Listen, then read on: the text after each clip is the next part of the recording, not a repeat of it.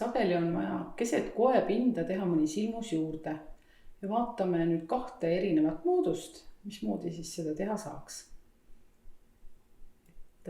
Esmalt siis selline võte, et uus silmus tehakse sellest 2 eelmise rea silmuse vahel olevast lõngast. Alustame nii, et tõstame parema vardaga 2 silmuse vahel oleva lõnga vasaku varda otsa. Ja nüüd ilma, et ma seda paremat varrast välja tõmbaksin, koon selle parempidi läbi. Nüüd saadud silmusele jääb selline rist peale, see on nagu keerdsilmus ja selle tõttu ei jää siia 2 silmuse vahele auku. Teen ühe parempidise siia vahele ja kordan.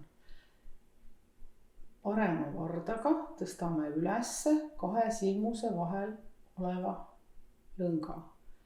Tõstan ta siia vasaku varda otsale ja koon siit samast kohe parempidi läbi, ehk siis silmuse tagumisest poolest. See uus silmus on siin nüüd keerdsilmus ja selle tõttu ei jää siia selliseid nähtavaid auke.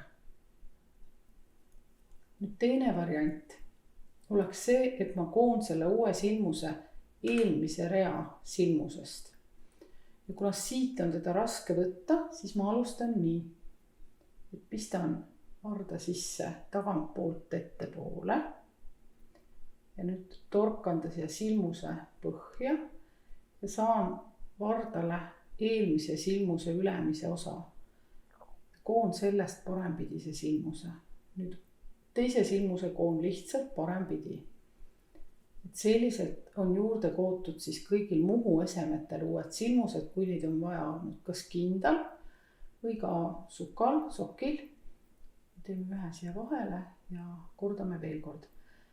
Pistame siis varda tagantpoolt ettepoole läbi silmuse ja nüüd siis siia silmuse keskele.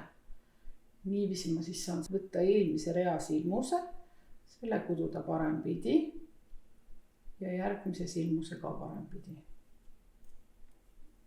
Ka selle võtte puhul ei jää koepinnas näha see juurde tehtav silmus.